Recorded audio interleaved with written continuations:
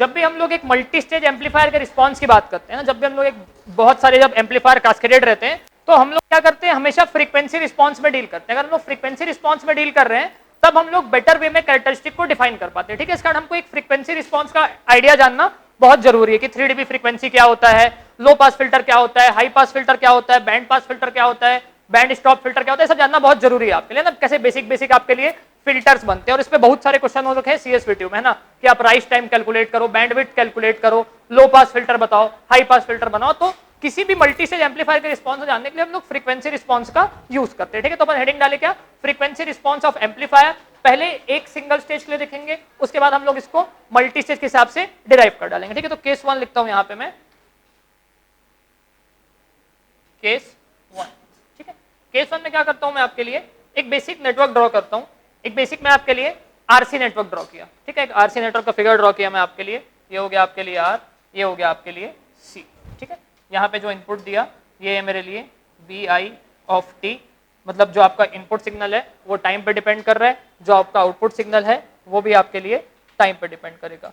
ठीक है, तो ये ड्रॉ किया मैं आपके लिए basic circuitry, basic RC network draw किया आपके लिए। ठीक है, एक आरसी नेटवर्क का फिगर ड्रॉ किया मैं यहाँ पे। अब देखो यहाँ पे क्या लिखा हूँ मैं, वी नॉट ऑफ टी, और यहाँ पे क्या लिखा हूँ, वी आई ऑफ टी, मतलब आपका इनपुट सिग्नल जो क्या है वो आपके लिए टाइम वेरिंग सिग्नल, जैसे जैसे आप टाइम की वैल्यू को चेंज कर रहे हो वैसे वैसे आपके इनपुट सिग्नल का मैग्नीट्यूड चेंज होगा। इफ इनपुट सिग्नल का मैग्नीट्यूड चेंज होगा तो आपके आउटपुट सिग्नल का मैग्नीट्यूड चेंज होगा। गेन का मतलब क्या होता है, गेन का मतलब क्या होता है, output by input. Output by input को हमेशा हम लोग क्या बोलते हैं, गेन बोलते हैं। एकदम प्रॉपर डेफिनेशन नहीं है ये, है ना।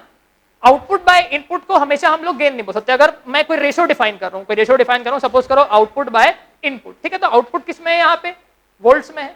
ठीक है, इनपुट किस में है, वोल्ट्स में है। जब मैं डिवाइड किया दोनों को तो क्या हुआ, वोल्ट डिवाइडेड बाय वोल्ट, तो वोल्ट और वोल्ट कैंसिल हो गया। क्या मतलब आपके लिए यूनिटलेस क्वांटिटी बच गई। ठीक है, सपोज करो मेरा इनपुट करंट में है, आउटपुट भी मेरा करंट में है, तो मैं क्या डिफाइन किया, करंट गेन डिफाइन किया, I2 by I1, ampere divided by ampere क्या हो गया, यूनिटलेस क्वांटिटी बच गई। जब भी आपकी क्वांटिटी यूनिटलेस होती है उसी को हम लोग बोलते हैं गेन। अगर आपकी क्वांटिटी यूनिटलेस होती है तभी हम लोग उसको बोलते हैं गेन। सपोज करो कि मैं बोला यहाँ पे इनपुट आपका वोल्टेज है, इनपुट आपका वोल्टेज है, आउटपुट आपका करंट है। ठीक है, तो क्या हो जाएगा, I बाय V, इसको मैं बोलूंगा गेन, आउटपुट बाय इनपुट को बोलूंगा मैं गेन। तो I बाय V क्या हो जाएगा आपके लिए, एडमिटेंस हो जाएगा। ठीक है, तो अभी क्या हुई, गेन का यूनिट जो है यहाँ पे वो यूनिटलेस नहीं बचा। यहाँ पे क्या बचा, एक यूनिट आ गई, आपके गेन की एक यूनिट आ गई। तो जब भी आपके दो नंबर के रेशो का यूनिट आता है, एक फाइनाइट यूनिट एग्जिस्ट करता है, तो उसको हम लोग बोलते हैं सेंसिटिविटी।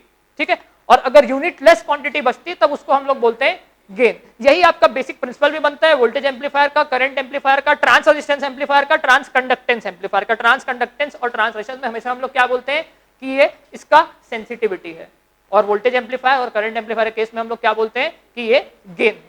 ठीक है, तो अब मैं क्या करता हूँ, इस सर्किट का फ्रीक्वेंसी रिस्पॉन्स निकालता हूँ। ठीक है, टाइम रिस्पॉन्स की बात नहीं कर रहा हूँ। टाइम रिस्पॉन्स मतलब क्या होता है, हमेशा आपके लिए दो एक्सिस होते हैं, एक होता है एक्स एक्सिस, एक होता है आपके लिए वाई एक्सिस। ठीक है, एक होता है आपका इंडिपेंडेंट एक्सिस, एक होता है आपका डिपेंडेंट एक्सिस। तो अक्सर आपके टाइम वाले एक्सिस को जब मैं एक्स एक्सिस में टाइम को प्लॉट करता हूं तो मैं क्या बोलता हूं, टाइम आपकी इंडिपेंडेंट क्वांटिटी है। टाइम क्या है आपकी इंडिपेंडेंट क्वांटिटी है। टाइम के हिसाब से मैं वी आई ऑफ टी को प्लॉट करता हूं, तो इसको हम लोग क्या बोलते हैं, टाइम रिस्पॉन्स बोलते हैं। जब भी मेरा इंडिपेंडेंट एक्सिस में टाइम प्लॉटेड है, जब भी मेरे इंडिपेंडेंट एक्सिस है, मतलब मेरे एक्सिस में टाइम प्लॉटेड है, उसको क्या बोलता हूं मैं, टाइम रिस्पॉन्स बोलता हूं। ठीक है, लेकिन मैं हेडिंग क्या डाल के रखा हूं आपके लिए, फ्रीक्वेंसी रिस्पॉन्स। ठीक है, तो फ्रीक्वेंसी रिस्पॉन्स का मतलब क्या होता है, जो मेरा इंडिपेंडेंट वाला एक्सिस है, जो मेरा एक्स एक्सिस है, वहां पे मैं फ्रीक्वेंसी को प्लॉट करूं। वहां पे क्या करूं, मैं फ्रीक्वेंसी को प्लॉट करूं, पूरा फ्रीक्वेंसी को वेरी करूं, और उसके बाद देखूं कि इस नेटवर्क का बिहेवियर या फिर एक एम्पलीफायर का बिहेवियर कैसा है। ठीक है, तो क्या कर रहे हैं हम लोग, टाइम डोमेन से फ्रीक्वेंसी डोमेन में जा रहे हैं, है ना। टाइम डोमेन से फ्रीक्वेंसी डोमेन में जा रहे हैं। आप लोग ऐसा बहुत बार पढ़े भी होंगे कि लैप्लास ट्रांसफॉर्म हो गया, फोरियर ट्रांसफॉर्म हो गया, क्या करता है आपको टाइम डोमेन से फ्रीक्वेंसी डोमेन में लेके जाता है। अब मैं पूछ रहा हूं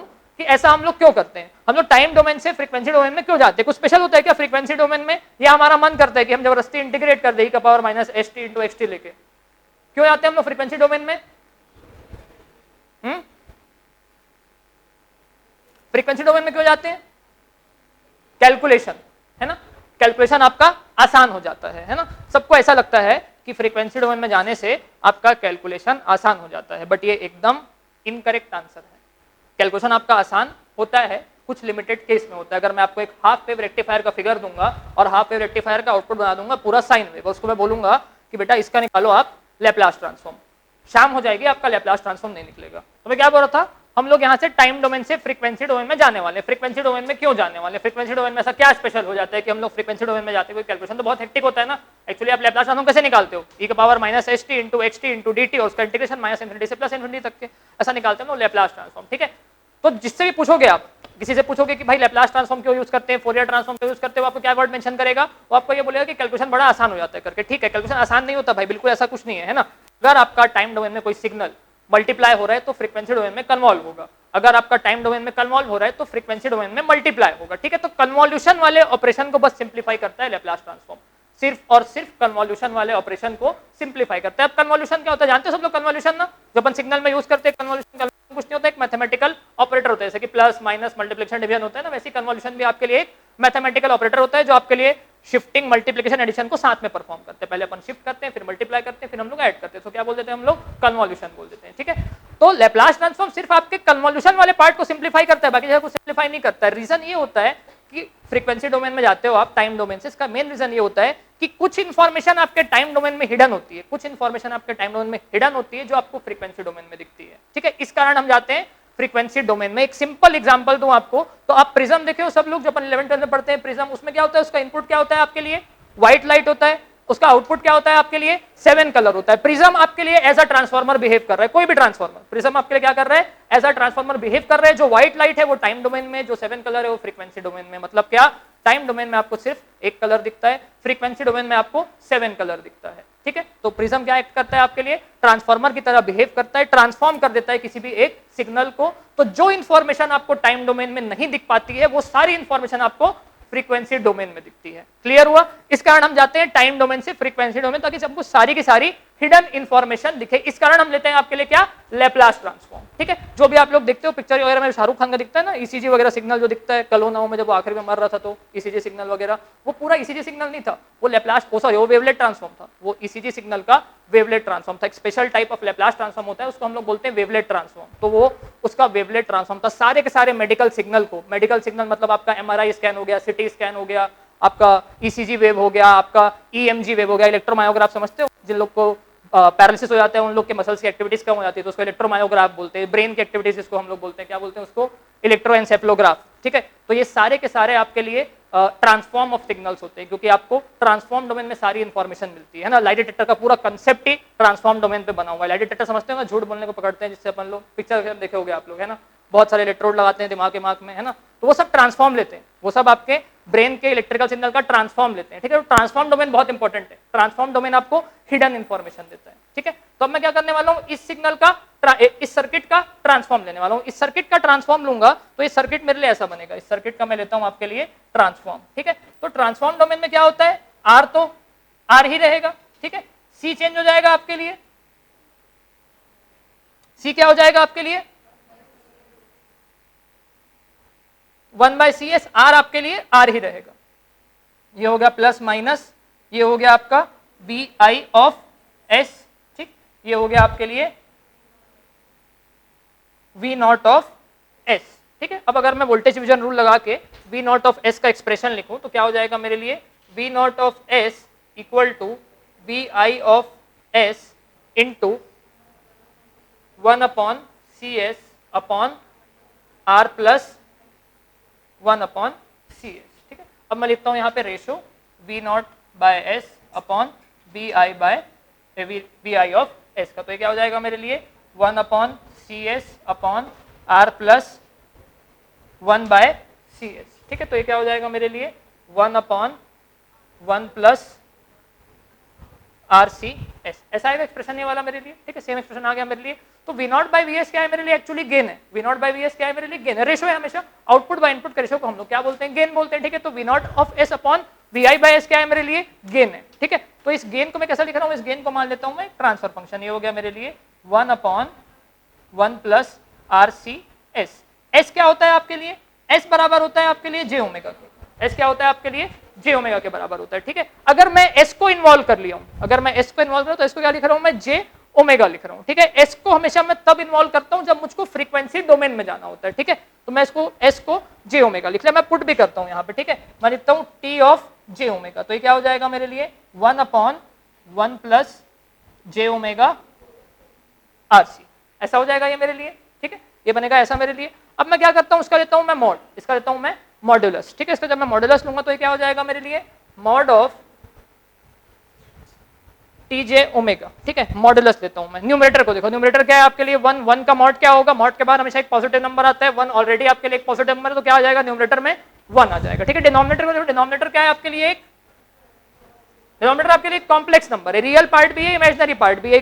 कॉम्प्लेक्स नंबर का मॉडुलस क्या होता है, अंडर रूट रियल पार्ट का स्क्वायर प्लस इमेजिनरी पार्ट का स्क्वायर, तो ये क्या हो जाएगा मेरे लिए अंडर रूट 1 का स्क्वायर 1 प्लस इमेजिनरी पार्ट क्या है ओमेगा आर सी, तो omega square R square C square, ठीक है। ये क्या किया मैं, फ्रीक्वेंसी रिस्पॉन्स किया। जब भी मुझको फिल्टर कैरेक्टरिस्टिक चेक करनी है किसी एक चीज की, है ना, जब भी मुझको फिल्टर कैरेक्टरिस्टिक चेक करना है, ठीक है, कि फिल्टर कौन सा है, तो क्या करता हूं मैं आपके लिए, तो मैं हमेशा फ्रीक्वेंसी डोमेन का इक्वेशन लेके आता हूं। तो हमेशा मैं आपके लिए क्या करता हूं, फ्रीक्वेंसी डोमेन का इक्वेशन लेके आता हूं, ठीक है। तो मैं क्या किया, फ्रीक्वेंसी डोमेन का इक्वेशन लेके आ गया। अब यहाँ पे मुझको ओमेगा का टर्म दिख रहा है, ओमेगा के अलावा यहाँ पे और कुछ नहीं है, आर और सी है, और आर और सी की वैल्यू तो फिक्स्ड है, आर और सी तो क्या है मेरे लिए कंपोनेंट है, तो आर और सी की वैल्यू क्या है मेरे लिए फिक्स्ड है। अब ओमेगा मेरे हाथ में, मैं जो चाहूं ओमेगा को यहाँ पे पुट कर सकता हूं, ओमेगा की जो वैल्यू चाहूं मैं यहाँ पे पुट कर सकता हूं। मुझको टेस्ट करना है कि नेटवर्क जो यहाँ पे बना हुआ है ये मेरे लिए फिल्टर है, कौन सा फिल्टर है, फिल्टर है कि नहीं है, ठीक है। तो मैं क्या करता हूं, यहाँ पे ओमेगा की वैल्यू को एक बार मैं 0 पुट करता हूं, ओमेगा की वैल्यू को एक बार मैं 0 पुट किया, ठीक है, 0 फ्रीक्वेंसी पुट किया। 0 फ्रीक्वेंसी मतलब क्या होता है, डीसी फ्रीक्वेंसी होता है आपके लिए, तो मैं क्या किया यहाँ पे डीसी फ्रीक्वेंसी को पुट किया, ठीक। ओमेगा को 0 पुट किया तो इक्वेशन क्या आ जाएगा 1/√1 + 0 × r²c², मतलब 1/√1 + 0 1/√1 मतलब कितना आ गया 1, इसकी वैल्यू कितनी आई 1 आ गई, ठीक है। Mod of T J omega की वैल्यू आ गई मेरे लिए 1, मतलब 0 फ्रीक्वेंसी पे मुझको आउटपुट मिल रहा है। इसका मतलब क्या है कि 0 फ्रीक्वेंसी पे, डीसी फ्रीक्वेंसी पे मुझको क्या मिल रहा है, आउटपुट यहाँ पे कंफर्म मिल रहा है, ठीक है। एक बार मैं पुट करता हूं ओमेगा इक्वल टू इंफिनिटी, एक बार पुट करता हूं मैं आपके लिए ओमेगा इक्वल टू इंफिनिटी, तो क्या हो जाएगा 1/√1 + इंफिनिटी स्क्वायर r²c²। इंफिनिटी से किसी भी नंबर को मल्टीप्लाई करूंगा वो क्या हो जाएगा इंफिनिटी, इंफिनिटी में किसी भी नंबर को ऐड करूंगा तो भी क्या बचेगा रिजल्ट इंफिनिटी, इंफिनिटी का अंडर रूट करूंगा तो भी क्या बचेगा इंफिनिटी। तो some number divided by infinity 0, some number divided by infinity 0, मतलब क्या हो गया ये मेरे लिए mod of T J omega, इसकी वैल्यू क्या हो गई मेरे लिए 0 हो गई। कब, जब मैं फ्रीक्वेंसी को इंफिनिटी पुट किया। अब ध्यान से देखो, जो मैं 0 पुट किया था, 0 मेरे लिए लो फ्रीक्वेंसी था, 0 हर्ट्ज मेरे लिए क्या था, 0 रेडियन पर सेकंड मेरे लिए क्या था, लो फ्रीक्वेंसी था, ठीक है। तो इसको क्या बोलूंगा मैं, इसको लो फ्रीक्वेंसी बोलूंगा, इसको बोलूंगा मैं आपके लिए low frequency. Omega equal to infinity मतलब क्या था मेरे लिए, हाई फ्रीक्वेंसी था। जब भी मुझको टेस्टिंग करनी होती तब मैं क्या करता हूं, एक बार लो फ्रीक्वेंसी को पुट करता हूं, एक बार हाई फ्रीक्वेंसी को पुट करता हूं। तो ये पुट कर दिया मैं यहाँ पे अपनी हाई फ्रीक्वेंसी वाले पार्ट को, ठीक। बेसिकली ये नेटवर्क क्या कर रहा है आपके लिए, लो फ्रीक्वेंसी को पास कर रहा है, हाई फ्रीक्वेंसी को स्टॉप कर रहा है। ऐसा नेटवर्क, ऐसा फिल्टर, ऐसा एम्पलीफायर जो आपके लिए लो फ्रीक्वेंसी को पास करे और हाई फ्रीक्वेंसी को स्टॉप करे, इसको हम लोग क्या बोलते हैं आपके लिए लो पास फिल्टर बोलते हैं। तो एक इसका कैरेक्टरिस्टिक बना मेरे लिए लो पास फिल्टर बना, एक सीरीज आरसी सर्किट जहां पे मैं कैपेसिटर से आउटपुट लेता हूं, ये कैसा बिहेव करता है मेरे लिए लो पास फिल्टर की तरह बिहेव करता है। अगर मैं प्रॉपर वे में इसको एकदम प्लॉट कर दूं इसके फ्रीक्वेंसी रिस्पॉन्स को, देखो फ्रीक्वेंसी रिस्पांस का मतलब क्या होता है, फ्रीक्वेंसी रिस्पांस का मतलब क्या होता है मेरे लिए, मैं एक्स एक्सिस में, एक्स एक्सिस क्या होता है मेरा इंडिपेंडेंट एक्सिस होता है, वाई एक्सिस क्या होता है डिपेंडेंट एक्सिस होता है। तो इंडिपेंडेंट एक्सिस में मैं ओमेगा को प्लॉट करता हूं, ओमेगा को प्लॉट कर दिया यहाँ पे, ठीक है। यहाँ पे क्या प्लॉट करूंगा मैं, mod of T J omega को प्लॉट करूंगा, ठीक है। तो ये क्या है, ये बेसिकली गेन है। मैं वाई एक्सिस में क्या प्लॉट कर रहा हूँ आपके लिए, गेन को प्लॉट कर रहा हूँ, मैं वाई एक्सिस में आपके लिए गेन को प्लॉट कर रहा हूँ। तो बेसिकली ये मेरे लिए क्या है, गेन है, क्योंकि ये क्या है मेरे लिए V0/Vs का रेशो तो है ना, तो ये क्या है मेरे लिए गेन है। 0 फ्रीक्वेंसी पे कितना मैग्नीट्यूड मिल रहा था मुझको 1 मिल रहा था, ठीक है। तो 0 यहाँ पे आएगा, ओरिजिन पे आएगा मेरे लिए 0, 0 पे कितना मिल रहा था मुझको 1 के आसपास मिल रहा था, ठीक है। और उसके बाद ये ऐसा क्या हुआ, थोड़ा देर तक कांस्टेंट था, फिर ओमेगा इक्वल टू इंफिनिटी पे टूवर्ड 0 चल दिया, ठीक। ये क्या बना आपके लिए लो पास फिल्टर का एक कैरेक्टरिस्टिक बना, ये बना आपके लिए लो पास फिल्टर का एक कैरेक्टरिस्टिक, ठीक है। ये बनाया मैं आपके लिए लो पास फिल्टर का प्रैक्टिकल कैरेक्टरिस्टिक। इसको क्या बनाया मैं, लो पास फिल्टर का प्रैक्टिकल कैरेक्टरिस्टिक। अगर मैं आइडियल लो पास फिल्टर की बात करूं, है ना, आइडियल लो पास फिल्टर की बात करूं, तो वहां पे मैं डिसाइड करता हूं कि कट ऑफ फ्रीक्वेंसी कितनी होती है। मैं डिसाइड करता हूं यहाँ पे कि कट ऑफ फ्रीक्वेंसी कितनी होगी, मतलब इस फ्रीक्वेंसी के पहले सब कुछ पास कर देगा, इस फ्रीक्वेंसी के बाद सब कुछ स्टॉप कर देगा, ठीक है। इसको हम लोग क्या बोलते हैं, आइडियल लो पास फिल्टर बोलते हैं। अब एक किसी सिग्नल में, जो इनपुट सिग्नल में दे रहा हूं, उसमें कितनी फ्रीक्वेंसी हो रही है डिपेंड करता है इनपुट के नेचर पे, ये डिपेंड करता है आपके इनपुट के नेचर पे। अगर मैं इनपुट में सिग्नल दे रहा हूं साइन ओमेगा टी, ठीक है। अगर मैं इनपुट सिग्नल दे रहा हूं साइन ओमेगा टी, तो उसकी फ्रीक्वेंसी कितनी हो जाएगी, ओमेगा, ओमेगा बोलूं या एफ बोलूं एक ही बात है, omega equal to 2 pi F होता है, ठीक है। उसकी फ्रीक्वेंसी कितनी हो जाएगी 2 पाई एफ। अगर मैं इनपुट में आपको लेता हूं कॉस सिग्नल, तो भी क्या हो जाएगा कॉस ओमेगा टी, फ्रीक्वेंसी कितनी हो गई मेरे लिए ओमेगा। साइन सिग्नल और कॉस सिग्नल को हम लोग बोलते हैं single valued single frequency signal.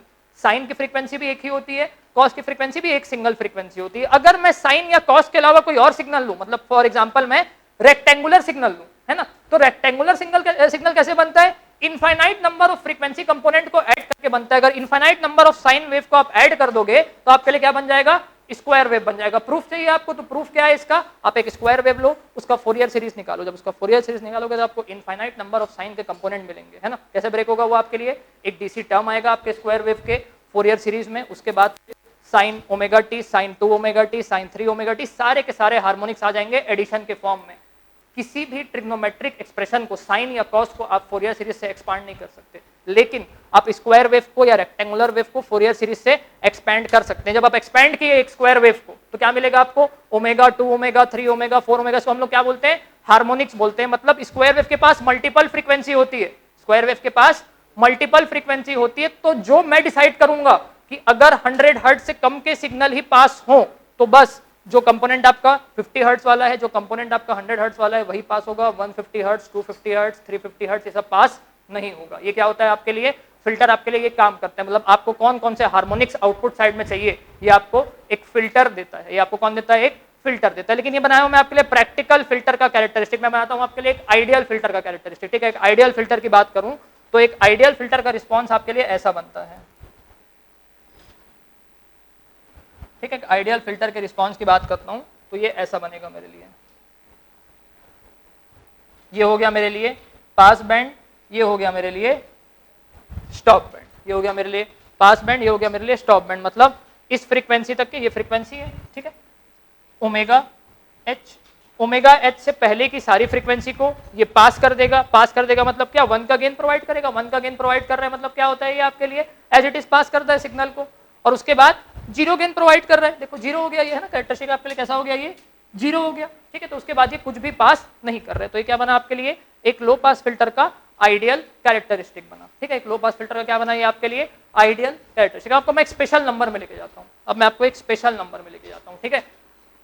इसका गेन कितना आया आपके लिए, 1 आया है। इसका गेन कितना आया आपके लिए, 1 आया है, ठीक है। मैं एक स्पेशल नंबर लेता हूँ 1/√2, ठीक। मैं एक गेन लेता हूँ इसका 1/√2। 1/√2 कंफर्म 1 के नीचे बनेगा, 1/√2 आपके लिए 1 के नीचे ही बनेगा, है ना। 1/√2 मतलब कितना होता है, 0.707, है ना, 0.707 होता है, ठीक। इसके करस्पॉन्डिंग जो फ्रीक्वेंसी आ रही है, इसके करस्पॉन्डिंग जो फ्रीक्वेंसी आ रही है, इसको मैं बोलता हूँ ओमेगा एच। इसको मैं क्या बोलता हूँ, ओमेगा एच। तो मेरे को एक एक्सप्रेशन पता है, मेरा एक्सप्रेशन आया है, मेरा फाइनली ये वाला मेरे लिए एक्सप्रेशन आया है, ठीक है। ये एक्सप्रेशन लेके आया हूँ मैं आपके लिए, ठीक। अब मैं क्या बोल रहा हूँ, जो mod of T J omega है इसकी वैल्यू कितनी हो गई मेरे लिए 1/√2। तो मैं क्या करता हूँ आपके लिए, इसकी वैल्यू को 1/√2 पर कर देता हूँ, ठीक। Mod of T J omega को मैं पुट किया आपके लिए 1/√2, ठीक।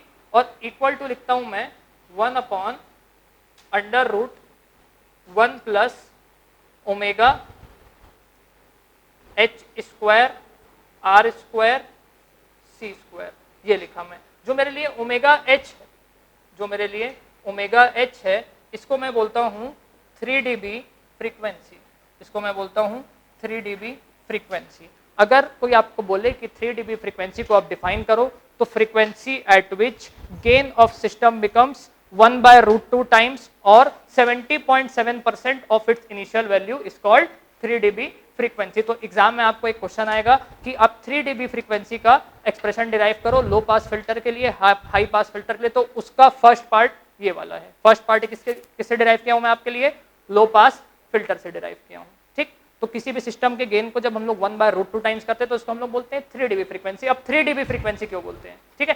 देखो यहाँ पे क्या लिखा है 3 dB। dB मतलब पता है सबको, हम लोग क्या करते हैं, किसी भी एक नंबर को अगर हमको dB में कन्वर्ट करना है, सपोज करो एक नंबर है x, इसको मेरे को dB में कन्वर्ट करना है, तो ये क्या हो जाएगा मेरे लिए 20 log base 10 x, ठीक है। तो मेरे लिए 3 dB कितना हो जाएगा, ये हो जाएगा मेरे लिए सॉरी ये 1/√2 टाइम्स लिया हूं मैं, तो क्या हो जाएगा मेरे लिए 20 log √2। तो इसकी वैल्यू आएगी -3.01 dB।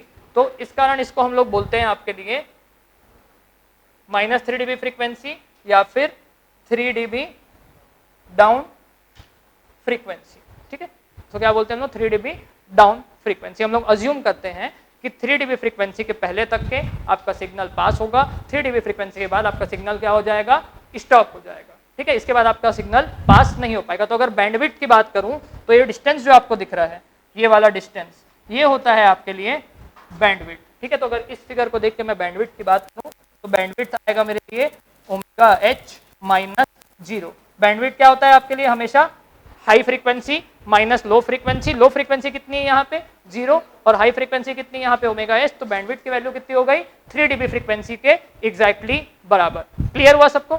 नोट करो उसको, उसके बाद मैं डेफिनेशन लिखवा देता हूँ 3 dB फ्रीक्वेंसी की, कि आप 3 dB फ्रीक्वेंसी की वैल्यू को कैलकुलेट करो। आप क्या करो, 3 dB फ्रीक्वेंसी की वैल्यू को कैलकुलेट करने बोलता है आपको, 3 dB फ्रीक्वेंसी का वैल्यू लिखने बोलता है ना।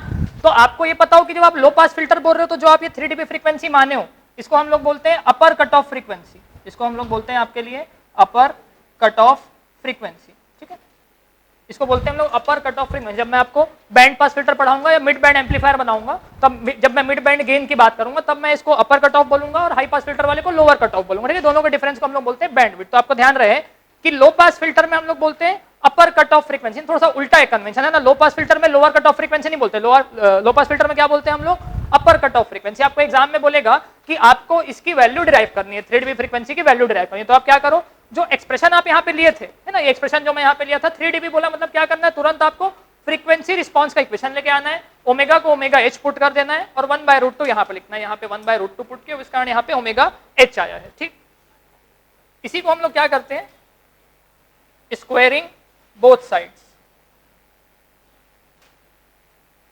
Squaring both side. तो ये हो जाएगा क्या मेरे लिए 1/2 equal to 1/1 plus omega H square R square C square. ठीक है, तो ये हो जाएगा मेरे लिए 2 equal to 1 plus omega H square R square C square. ठीक है, तो ये क्या हो जाएगा 1 equal to omega H square R square C square. तो ओमेगा एच स्क्वायर की वैल्यू कितनी आ रही है 1/r square C square. Omega H की वैल्यू कितनी 1/RC। एक्चुअली रूट लगाऊंगा तो प्लस माइनस आएगा, लेकिन फ्रीक्वेंसी माइनस हो नहीं सकता। ठीक है, तो ये कितना हो गया ओमेगा एच का वैल्यू 1/RC। तो एफ एच की बात करूं तो एफ एच हो जाएगा मेरे लिए 1/2πRC। तो अगर आपको रेडियन में पूछा है तो ओमेगा एच लिखना, हर्ट्ज में पूछे तो एफ एच लिखना। आप ध्यान से देखो इस एक्सप्रेशन को, ये क्या है आपके लिए 1/2πRC। ठीक है, इसको देखो आप 1/RC, ओमेगा एच की बात कर रहा हूं। आरसी क्या है, आरसी इस नेटवर्क का टाइम कांस्टेंट है। आरसी इस नेटवर्क का क्या है, time constant.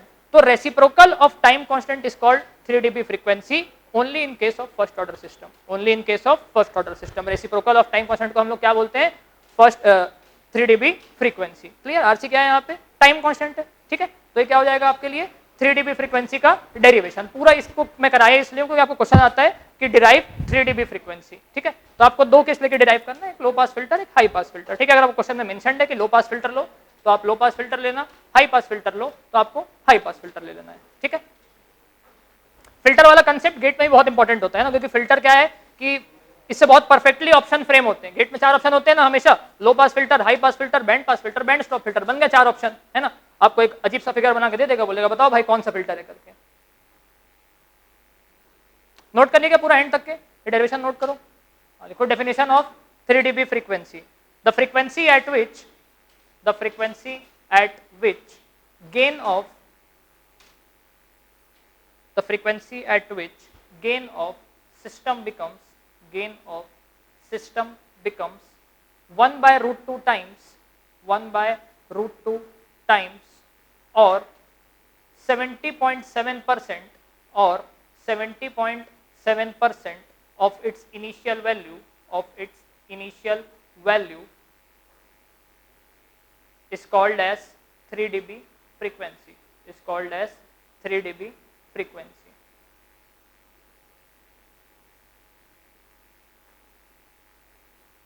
is called as 3 dB frequency. ठीक है, क्लियर हुआ? अब डेफिनेशन लिखो लो पास फिल्टर की। लो पास फिल्टर की, the circuit which passes low frequency components, the circuit which passes low frequency components and stops high frequency component and stops high frequency component is called as low pass filter, is called as low pass filter. ठीक, is called as low pass filter. ठीक, अभी जो definition लिखवाया आपको मैं लो pass filter का, ये आपके लिए एक आइडियल लो पास फिल्टर का डेफिनेशन है. पासेस का मतलब क्या होता है? पासेस का मतलब होता है कि गेन 1 के साथ पास कर दे, कुछ टेम्पर ना करे सिग्नल को, जैसा सिग्नल है एज इट इज आउटपुट में पास कर दे. तो पास का मतलब क्या होता है? Gain 1.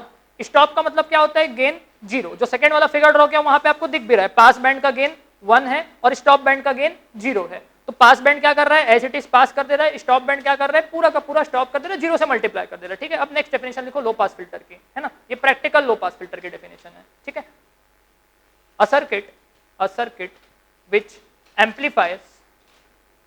circuit which amplifies low frequency component, a circuit which amplifies low frequency component, a circuit which amplifies low frequency component and attenuates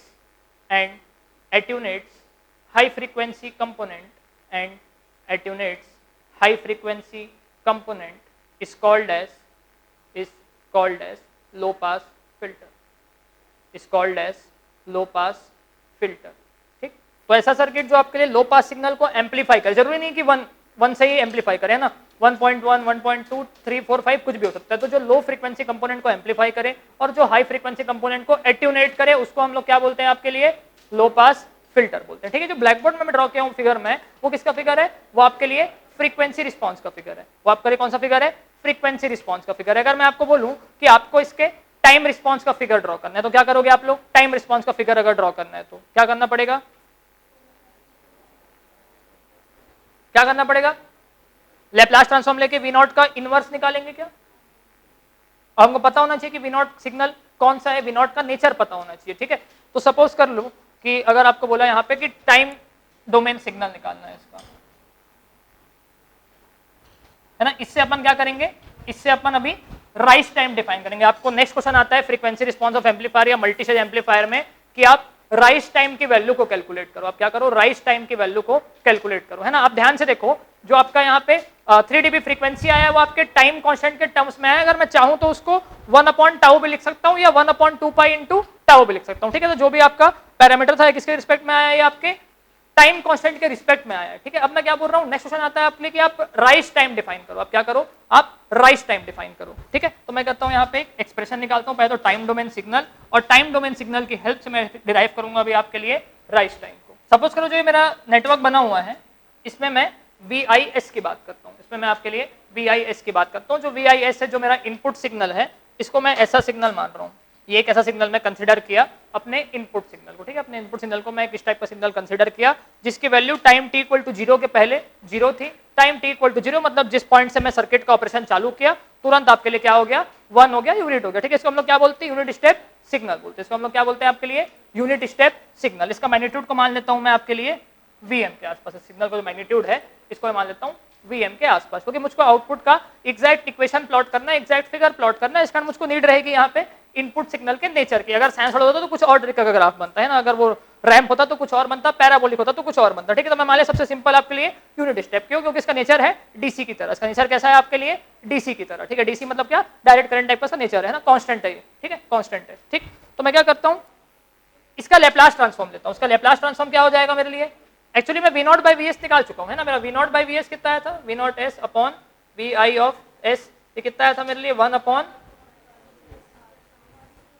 plus RCS. अगर मैं बात करूं आपके VI ऑफ S की, अगर मैं VI ऑफ S की बात करूं, है ना, तो VI ऑफ S क्या हो जाएगा? एक यूनिट स्टेप सिग्नल का लैप्लास ट्रांसफॉर्म क्या होता है? 1/s होता है. यूनिट स्टेप थोड़ी है, तो Vm इंटू यूनिट स्टेप है ना, तो Vm टाइम्स मल्टीप्लाई हो जाता है. क्या हो जाएगा इसका Laplace transform? Vm upon S. ठीक है, क्या हो गया मेरे लिए? Vm upon S. Vm क्या है यहाँ पे? इसका पीक वैल्यू है, मैक्सिमम वैल्यू है. तो V0 S कैसा दिखेगा मुझको?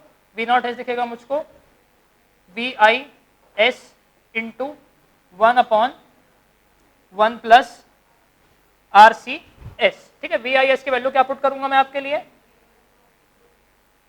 We M upon S into 1 upon 1 plus R C S, ठीक है। क्योंकि मैं यहाँ पे मैक्सिमम वैल्यू को 1 मान के रखा हूँ, यहाँ पे मैक्सिमम वैल्यू को मैं 1 लेके आया था, तो मैं यहाँ पे भी Vm की वैल्यू को मतलब अपनी मैक्सिमम वैल्यू को 1 मान लेता हूँ, ठीक है। तो ये क्या हो जाएगा मेरे लिए एक्सप्रेशन, ऐसा एक्सप्रेशन दिखेगा मुझको 1 upon S into 1 plus R C S, ठीक है। अब अगर मुझको इसका इनवर्स लैप्लास लिखना है तो मुझको इसका पार्शियल फ्रैक्शन लेना पड़ेगा, ठीक है। पार्शियल फ्रैक्शन लेना है तो मैं क्या करता हूँ, जो मेरा सेकंड वाला टर्म है ना, इससे मैं आरसी को कॉमन निकाल देता हूँ, इससे मैं क्या करता हूँ, आरसी को कॉमन निकाल देता हूँ। तो ये मुझको इस तरीके से दिखेगा 1 upon R C into S plus 1 by R C. बाद में इसको मैं ऐसा भी लिख सकता हूँ, ये हो जाएगा मेरे लिए 1 by R C upon S into S plus 1 by R C, ये हो जाएगा S plus 1 by R C. अब मुझको लिखना है इसका इनवर्स लैप्लास, इसका लिखना है मुझको क्या, इनवर्स लैप्लास। तो ये जो एक्सप्रेशन आया है मेरे लिए, इसको मैं पार्शियल फ्रैक्शन में ब्रेक करता हूँ। इसको क्या करता हूँ मैं आपके लिए, पार्शियल फ्रैक्शन में ब्रेक करता हूँ। पार्शियल फ्रैक्शन में ब्रेक करूंगा तो वी नॉट एस मुझको ऐसा दिखेगा, वी नॉट एस हो जाएगा मेरे लिए 1 upon S, sorry A upon S plus B upon S plus 1 by R C equal to 1 by R C upon S into S plus 1 by R C, ठीक है। ये ऐसा हो जाएगा। मुझे क्या करना है यहाँ पे, ए और बी का वैल्यू कैलकुलेट करना है। मुझे क्या करना है यहाँ पे, ए और बी का वैल्यू कैलकुलेट करना है, ठीक है। तो आप लोग को शॉर्टकट आता है क्या निकालने का, ए और बी? तो बताओ ए का वैल्यू कितना आ जाएगा। जब आपको एस का कोफिशिएंट निकालना है तो आप क्या करो, S plus 1 by R C को 0 से इक्वेट कर दो, तो ए का वैल्यू कितना आ जाएगा 1, बी का वैल्यू कितना आएगा -1। समझ में आया क्या किया कि बाउंसर पड़ा, आ गया ना। तो वी नॉट एस क्या हो जाएगा, सब तो नेटवर्क पढ़ चुके हो ना, सबका नेटवर्क हो गया ना, हाँ तो फिर तो पूरा आता होगा तुम्हें ट्रांजिएंट सब अच्छे से। तो ये हो जाएगा आपके लिए 1 by S minus 1 by S plus 1 by R C. अब इसका बहुत आसानी से इनवर्स लैप्लास लिखा जा सकता है, मतलब इसका मैं टाइम डोमेन इक्वेशन बहुत आसानी से आपके लिए लिख सकता हूं। तो ये क्या हो जाएगा मेरे लिए, 1 बाय एस का inverse Laplace u of T, 1 by S का इनवर्स लैप्लास क्या हो जाएगा u ऑफ टी, ठीक है। तो ये क्या हो गया मेरे लिए u of T minus 1 upon S plus 1 by R C का क्या हो जाएगा e का power minus T by R C, e का power minus T by R C u of T, ठीक है। मतलब मैं Vm को तो 1 ले लिया था ना मैं, ठीक है। तो क्या आ जाएगा मेरे लिए 1 माइनस ई का power minus T by R C into U of T.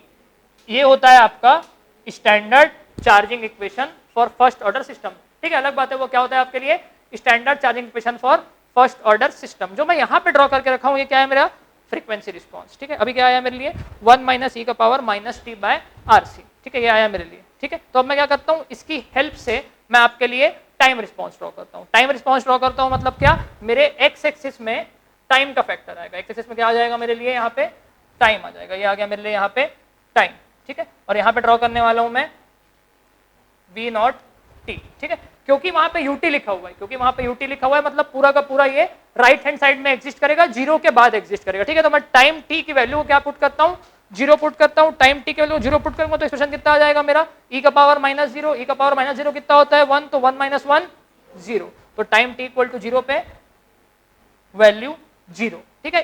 T की वैल्यू को मैं इन्फिनिटी पुट करता हूँ, टी की वैल्यू को मैं इन्फिनिटी पुट करता हूँ, तो क्या हो जाएगा मेरे लिए 1 माइनस ई का power minus infinity by R C, infinity by R C, infinity e का power minus infinity 1 by e का पावर इन्फिनिटी, ई का power infinity infinity 1 by infinity zero, तो 1 माइनस जीरो 1, ठीक। तो इन्फिनिटी पे वैल्यू कितनी हो जाएगी आपके लिए 1।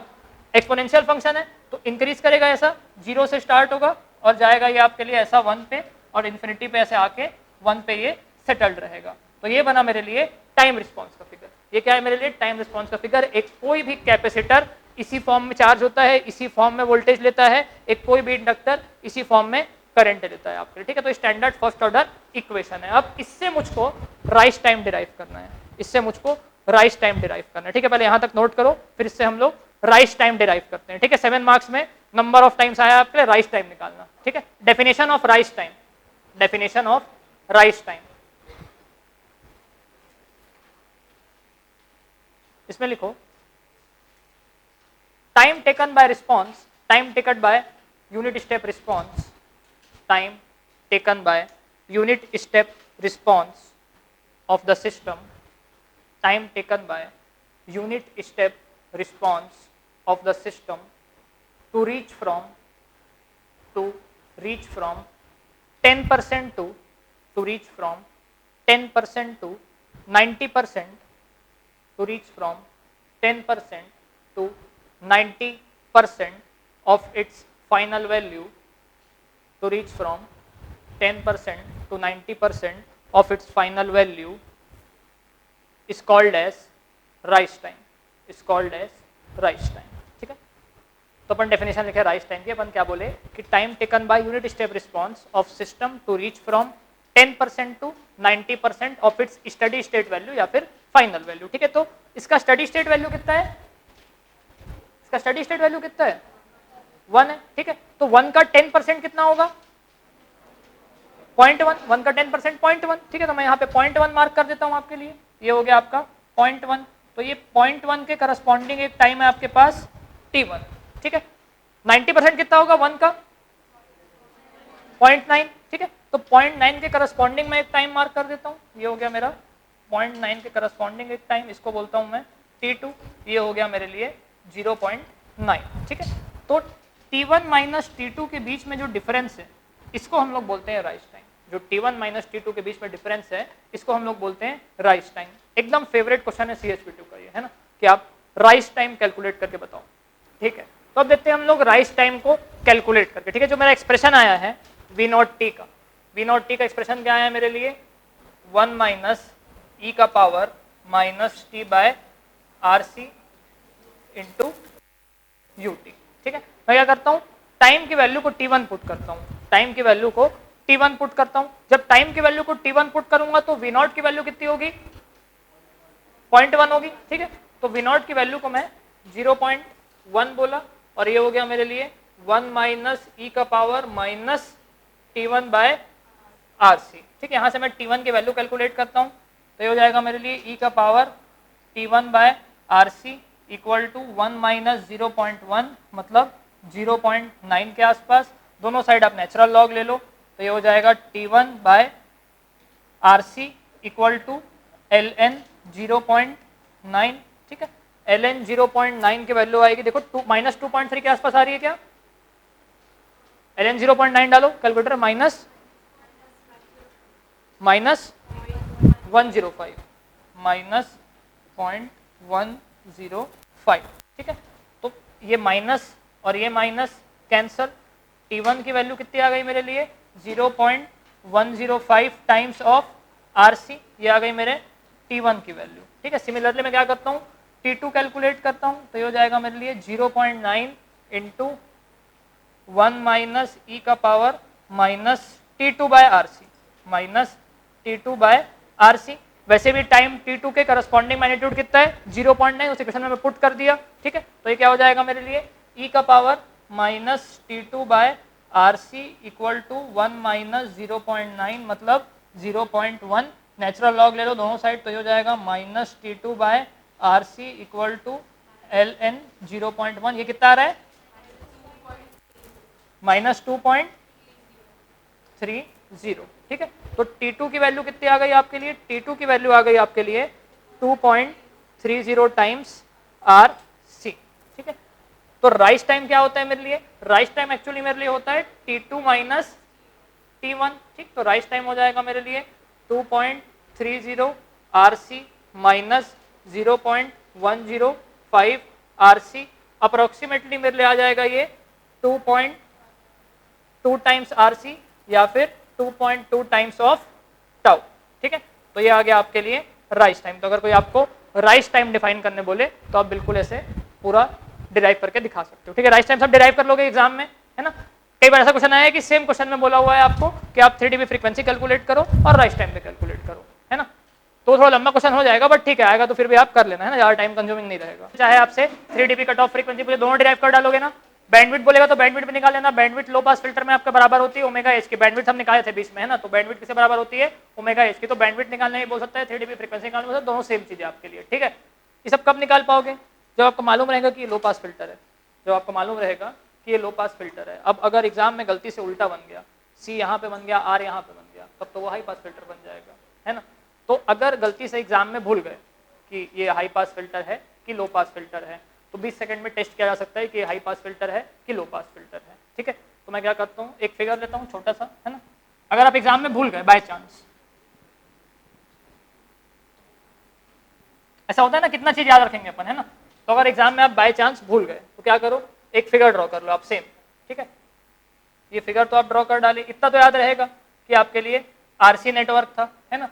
तो ये बना दिया मैं आपके लिए एक आरसी नेटवर्क, ठीक है। आपको इतना तो पता है कि आरसी है, पता नहीं आउटपुट सी से लेते हैं कि आर से लेते हैं, ये हमको नहीं मालूम, है ना। तो ये हो गया मेरे लिए आर, ये हो गया मेरे लिए सी।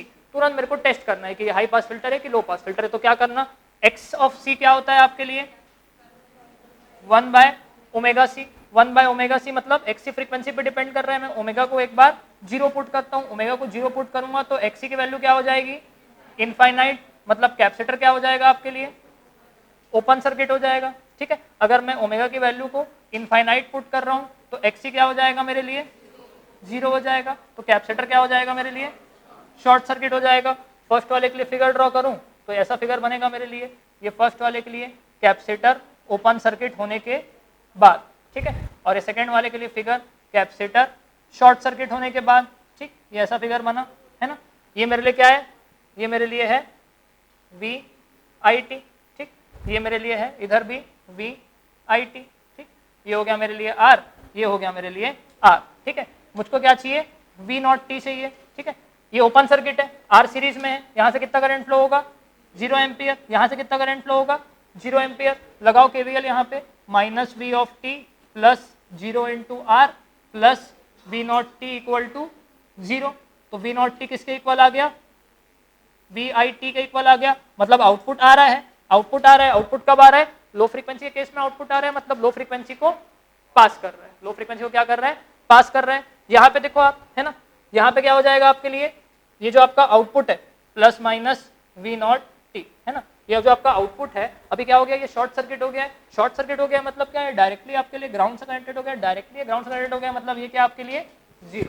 तो लो फ्रीक्वेंसी में आउटपुट आ रहा है, हाई फ्रीक्वेंसी में आउटपुट 0 है। तो तुरंत पता चल गया हम लोग को क्या है आपके लिए लो पास फिल्टर, ठीक है। तो अगर आपको कंफ्यूजन हो तुरंत ऐसा आप टेस्ट कर लेना, हार्डली 20 सेकंड लगेगा आपको टेस्ट करने में, ठीक है। नोट कर लो इसको भी शॉर्टकट। क्या होगा आपके ओमेगा इक्वल टू 0 के लिए शॉर्ट सर्किट और ओमेगा इक्वल टू इन्फिनिटी के लिए ओपन सर्किट, ठीक है। चाहे इंडक्टर दिया हो कैपेसिटर दिया हो कुछ भी, हम तुरंत टेस्ट कर डालेंगे कि लो पास फिल्टर है कि हाई पास फिल्टर है। अगर ओमेगा इक्वल टू 0 के लिए आउटपुट आ रहा है और ओमेगा इक्वल टू इन्फिनिटी के लिए आउटपुट नहीं आ रहा है तो क्या हो जाएगा लो पास फिल्टर। अगर ओमेगा इक्वल टू 0 पे आउटपुट नहीं आ रहा है, ओमेगा इक्वल टू इन्फिनिटी पे आउटपुट आ रहा है तो वो क्या हो जाएगा आपके लिए हाई पास फिल्टर। अगर दोनों में आउटपुट आ रहा है, ओमेगा इक्वल टू 0 पे भी आउटपुट आ रहा है, ओमेगा इक्वल टू इन्फिनिटी पे भी आउटपुट आ रहा है तो वो हो जाएगा आपके लिए बैंड स्टॉप फिल्टर। अगर दोनों में आउटपुट नहीं आ रहा है तो वो हो जाएगा आपके लिए बैंड पास फिल्टर। हालांकि ये बैंड पास और बैंड स्टॉप आपके एनालॉग के सिलेबस में नहीं है, आपको बेसिक फ्रीक्वेंसी रिस्पांस देखना है, ठीक है। नोट कर लिए पूरा ये सब। अगर हम लोग कैपेसिटर से आउटपुट ले रहे हैं तो क्या हो रहा है हम लोग को लो पास फिल्टर बन रहा है। अगर कैपेसिटर से आउटपुट ले तो क्या बन जा रहा है हम लोग के लिए लो पास फिल्टर बन जा रहा है। मतलब क्या हो रहा है कि जो भी मेरे इनपुट सिग्नल का लो कंपोनेंट लो फ्रीक्वेंसी कंपोनेंट है वो कहां जा रहा है मेरे पास कैपेसिटर के पास चल दे रहा है, ठीक है। तो हाई फ्रीक्वेंसी कंपोनेंट कहां जाएगा रेजिस्टेंस के पास। मतलब अगर मैं आउटपुट रजिस्टर से लूंगा तो मेरे लिए क्या बन जाएगा वो हाई पास फिल्टर। तो उसको थोड़ा सा मैं उल्टा कर देता हूं, है ना, ठीक है। वी नॉट एस क्या होगा यहाँ पे मेरे लिए, वी नॉट एस हो जाएगा मेरे लिए V I of S into R upon R plus 1 by C S, ठीक है। तो V naught S upon V I S क्या हो जाएगा आपके लिए R upon R plus 1 by C S. तो ये हो जाएगा आपके लिए R C S upon 1 plus R C S, ठीक है। इसका लेता हूं मैं मॉड, इसको लेता हूं मैं मॉड। इसका मॉड क्या हो जाएगा मेरे लिए, पहले तो मैं एस को जे ओमेगा पुट कर देता हूं, ठीक है। पहले एस को जे ओमेगा पुट करते हैं, एस को जे ओमेगा पुट करेंगे तो ये हो जाएगा मेरे लिए T of S equal to J omega equal to J omega R C upon 1 plus J omega R C, ठीक। इसका लेता हूं मैं आपके लिए मॉड, इसका लेता हूं मैं आपके लिए मॉड, ठीक है। तो mod of T J omega ये हो जाएगा omega RC upon under root 1 plus omega square R square C square. ठीक है, ये हो जाएगा हमारा मॉड। ठीक, अब मैं क्या करता हूँ यहाँ पे आपके लिए, एक बार ओमेगा को 0 पुट करूंगा, जो हो जाएगा मेरे लिए लो फ्रीक्वेंसी वाला केस, ये हो जाएगा मेरे लिए लो फ्रीक्वेंसी वाला केस। ठीक है, तो ओमेगा को 0 पुट करना है। ठीक है, अगर ओमेगा को 0 पुट करूंगा तो क्या हो जाएगा मेरे लिए 0 into RC 0 divided by some number, यहाँ पे 0 इंटू RC को तो 1 बचेगा। ठीक है, तो 0 बाय 1 कितना हो जाएगा आपके लिए 0। तो ओमेगा इक्वल टू 0 के लिए mod of T J omega equal to 0, ये क्या हो जाएगा मेरे लिए 0 के बराबर है, मतलब लो फ्रीक्वेंसी मेरे लिए पास नहीं हो रही है, लो फ्रीक्वेंसी मेरे लिए पास नहीं हो रही है। ठीक है, मैं करता हूँ ओमेगा इक्वल टू इंफिनिटी, ये हो जाएगा मेरे लिए हाई फ्रीक्वेंसी वाला पार्ट। ठीक है, हाई फ्रीक्वेंसी वाला पार्ट हो जाएगा, तो फिर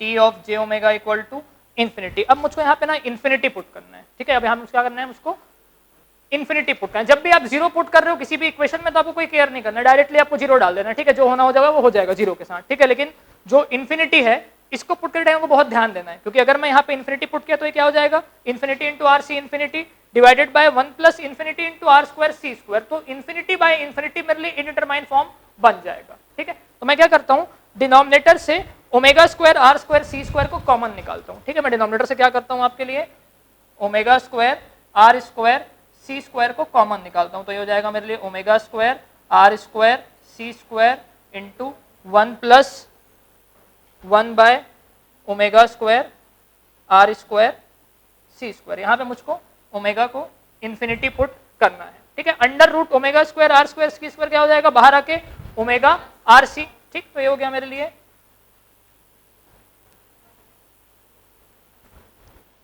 omega RC upon omega RC under root 1 plus 1 by omega square R square C square, इस पे पुट करना है मुझको omega equal to infinity. Omega RC हो गया मेरे लिए कैंसिल। अब मैं यहाँ पे इंफिनिटी पुट करूंगा। अब जब मैं इंफिनिटी पुट करूंगा तो क्या है, न्यूमरेटर में तो 1 है, डिनोमिनेटर में क्या हो जाएगा 1 upon 1 plus 1 by infinity. 1 by infinity क्या हो जाएगा 0, तो 1 प्लस 0 1 अंडर रूट 1 1, तो 1 बाय 1 1। ठीक है, तो क्या बना मेरे लिए mod of T J omega at infinity equal to 1, ये क्या बन गया मेरे लिए 1। इसका अगर फ्रीक्वेंसी रिस्पॉन्स ड्रॉ करूं तो ऐसा बनेगा इसका फ्रीक्वेंसी रिस्पॉन्स। ठीक, ओमेगा इक्वल टू 0 पे ये हो गया मेरे लिए mod of T J omega. ठीक, ये हो गया मेरे लिए ओमेगा, ये स्टार्ट होगा 0 से, आएगा किसी एक पर्टिकुलर फ्रीक्वेंसी पे मेरे लिए 1 पे। ठीक है, तो ओमेगा इक्वल टू इंफिनिटी पे 1, जिस फ्रीक्वेंसी पे इसकी वैल्यू 1 बाय रूट 2 होगी, ये क्या हो जाएगा ओमेगा एल कहलाएगा। ओमेगा एल क्या होता है लोअर 3 dB फ्रीक्वेंसी होता है, तो ओमेगा एल कहलाएगा। तो जिस फ्रीक्वेंसी के बाद ये पास करेगा ओमेगा एल के बाद हर एक फ्रीक्वेंसी कंपोनेंट को ये क्या कर देगा पास कर देगा। अगर इसके बैंडविड्थ की बात करूं, थोड़ा सा स्पेशल केस होगा यहाँ पे, इसका बैंडविड्थ होगा ये वाला पार्ट और इसको हम लोग बोलेंगे इंफिनिटी बैंडविड्थ, क्योंकि ये इंफिनिटी फ्रीक्वेंसी तक सब कुछ को पास करेगा। ठीक है, इस कारण क्या बोलेंगे हम लोग इसके बैंडविड्थ को, बैंडविड्थ हो जाएगा मेरे लिए यहाँ पे ओमेगा बैंडविड्थ हो जाएगा मेरे लिए omega H minus omega L, और एक्चुअली हायर फ्रीक्वेंसी की वैल्यू कितनी है इंफिनिटी, ओमेगा एल की वैल्यू है ओमेगा एल, तो इसका बैंडविड्थ कितना हो जाएगा मेरे लिए इंफिनिटी। तो एक हाई पास फिल्टर का बैंडविड्थ क्या होता है इंफिनिटी, और बैंडविड्थ इंफिनिटी होता है मतलब इसकी इंफॉर्मेशन कैरिंग कैपेसिटी ज्यादा होती है, इस कारण ज्यादा नॉइस प्रोन भी होता है ये। ठीक है, बैंडविड्थ ज्यादा एडवांटेज भी है मगर ज्यादा बैंडविड्थ के कारण नॉइस भी आता है। ठीक है, तो हाई पास फिल्टर आपके लिए थोड़ा सा नॉइस प्रोन होता है compare to low pass filter. Clear हुआ? तो एग्जाम में आपको नंबर ऑफ क्वेश्चन आए इससे, high pass filter low pass filter दोनों को बनाने बोला है आपके लिए। ठीक है, आपको राइज टाइम निकालने बोला है। ठीक है, आपको सारे डेरिवेशन करने बोला है 3 dB फ्रीक्वेंसी, तो पूरा अपन ये वाला पार्ट करके देख लिए। ठीक है, अब हम क्या करेंगे इसको मल्टी स्टेज में कनेक्ट करेंगे, जो हमारा लास्ट पार्ट होगा मल्टी स्टेज एम्पलीफायर का। ठीक है, तो एक मल्टी स्टेज में नंबर ऑफ एम्पलीफायर को कनेक्ट करेंगे, उन सब के फ्रीक्वेंसी रिस्पॉन्स को देखेंगे। ठीक है, और उससे रिलेटेड जो भी पैरामीटर्स उसको डिराइव करेंगे और न्यूमेरिकल, फिर खत्म होगा आपका मल्टी स्टेज एम्पलीफायर।